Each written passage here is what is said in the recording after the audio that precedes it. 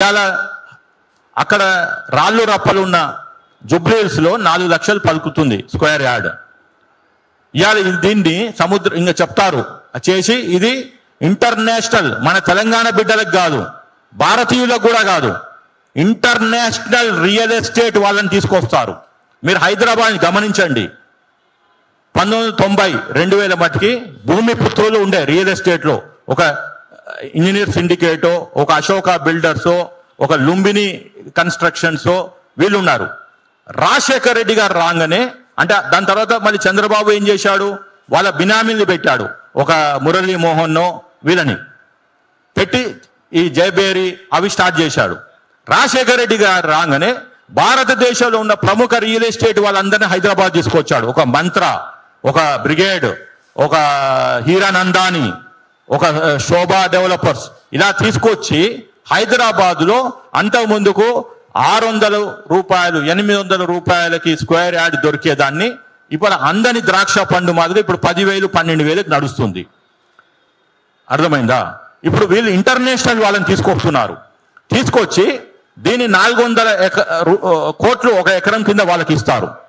ఇస్తే మీరు ఇప్పుడు చేయండి, 25,000 ఎకరాలు ఇంటూ 400 కోట్లు, యావరేజ్గా 30,000 ఎకరాలు అనుకోండి.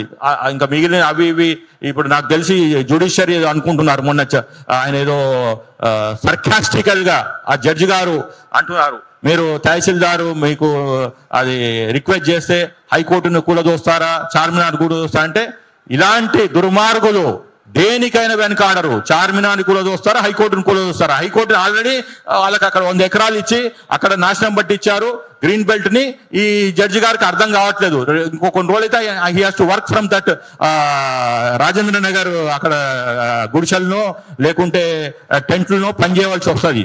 కాబట్టి I have respect on judiciary, but at the same time, their questioning and their way of approach to a problem, I have very doubtful, and I have my own questions as a citizen of this country and also part of judiciary also.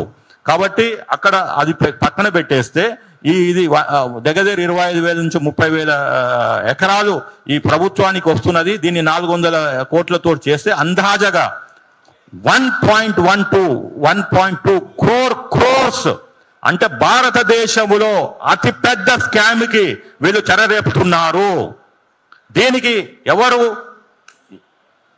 దీని కింద నలిగిపోయేది ఎవరు అంటే పేద ప్రజలు, కులాలకి మతాలకి అతీతంగా హైదరాబాద్ని నమ్ముకొని వచ్చి, హైదరాబాద్ని ఒక గ్రోత్ ఇంజన్ గా నమ్ముకొని వచ్చి గత 30 సంవత్సరాలు వాళ్ళు వచ్చి నోనని వాళ్ళని నిర్దాక్ష్యంగా పంపిస్తున్నారు.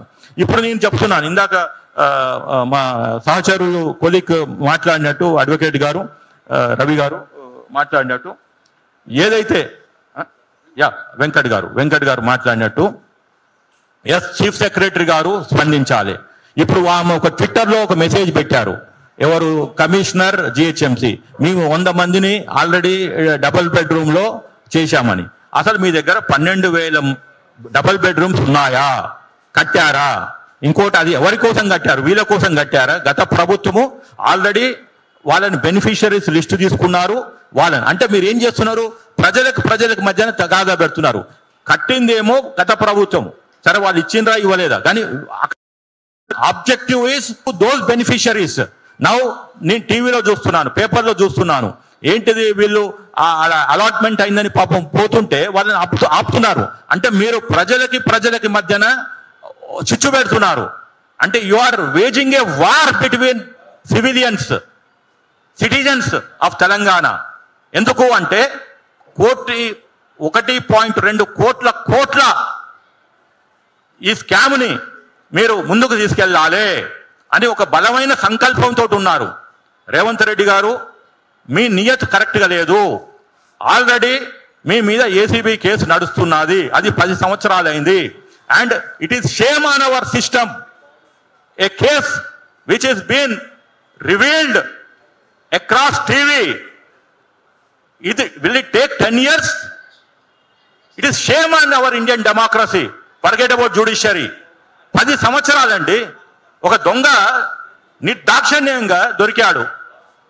ఇప్పుడు పిక్ పాకెటర్ దొరికితే వాడిని తీసుకుపోయి జైలు వేస్తారా సాయంత్రం లోపల? 3 months మినిమం పనిష్మెంట్ ఇచ్చి బయటికి పంపిస్తున్నారు కదా. అంటే ఇప్పుడు ఏం చేశారు? మీరు ఛార్జెస్ వేశారు, ఛార్జ్ షీట్ వేశారు. Where is the trial? When the accused will be convicted? అంటే మళ్ళీ అతను హైకోర్టుకి వెళ్తాడు, సుప్రీంకోర్టుకి వెళ్తాడు. అంటే జీవిత కాలము ఒక 2015లో జరిగింది హై ప్రొఫైల్ కేసుని మీరు తేల్చలేకపోతే ఇంకా నాలాంటి వాళ్ళకి ఈ న్యాయ వ్యవస్థ మీద ఏమి నమ్మకం ఉంటుంది?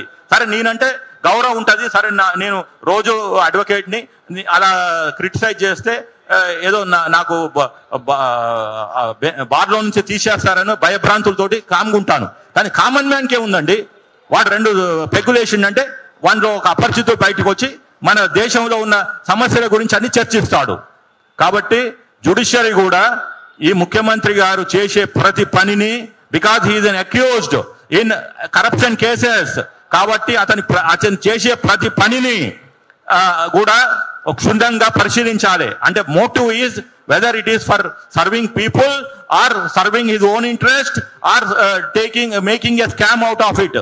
కాబట్టి ఇక్కడ సుందరీకరణ అనే పేరుతోటి మీరు ఒక స్కామ్ చేస్తున్నారు. Beautification is only to divert the hidden agenda is 1.2 crore scam కాదు అని ఎవరైనా చెప్పగలిగితే నేను నా మీద డిఫమేషన్ కేసు వేయండి. I'm ready to face, I will expose it. Revanth Reddy గారు, మీకన్నా మేము మేధావులము, మీకన్నా ధైర్యంగా ఉన్న వాళ్ళము, మీ సామాజిక వర్గం నుంచి వచ్చిన వాడిని. మీరైతే ఎట్లయితే కేటీఆర్ని వ్యక్తిగతంగా మాట్లాడారో, నేను అంత నీచమైన సంస్కృతి నాకు లేదు, ఎందుకని నేను చదువుకున్నవాణ్ణి. కానీ మిమ్మల్ని హెచ్చరిస్తున్నా, not even demanding, I'm cautioning.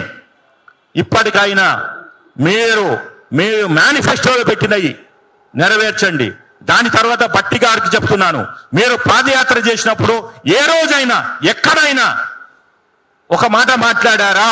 మేము ప్రభుత్వంలోకి వస్తే సుందరీకరణ చేస్తాని. ఆ రోజు మీ సిఎల్పి పోయింది అని ఏమో ముసలి కన్నీళ్లు కాల్చినప్పుడు మాలాంటి మేధావులు మీ వెంబడి వచ్చాం. ఈ రోజు ఇదే మేధావి వర్గాన్ని కన్సల్ట్ చేయకుండా మీరు ఏకపక్షంగా ఎట్లా వెళ్తారు? మీరు కల్వకుంట్ల కుటుంబం కన్నా 100 ఆకులు ఎక్కువ చదివినరు అని చెప్పడానికి నాకు ఎలాంటి సంక్షోభం. I have no hesitation to tell. I would have spoken in English, but ఇది ప్రజలకి వెళ్ళాలి, తెలుగు రాష్ట్రాలలో వెళ్ళాలి. ఎందుకంటే ఇక్కడ ఉన్నవాళ్ళు 2 రాష్ట్రాల నుంచి వచ్చిండ్రు ఉపాధి కోసం. ఒక గత 80లో 90లో వచ్చిండ్రు. ఇవాళ మీరు చేసే ఈ స్కామ్కి ఎంతో మంది నిరాశలు బలవుతున్నారు. దానివల్ల మన భారతదేశం రాజ్యాంగం మీదనే, వ్యవస్థల మీదనే గౌరవం పోయే ప్రమాదం ఉన్నది. We're at the edge of losing confidence on the constitution of on this country. Thank you very much.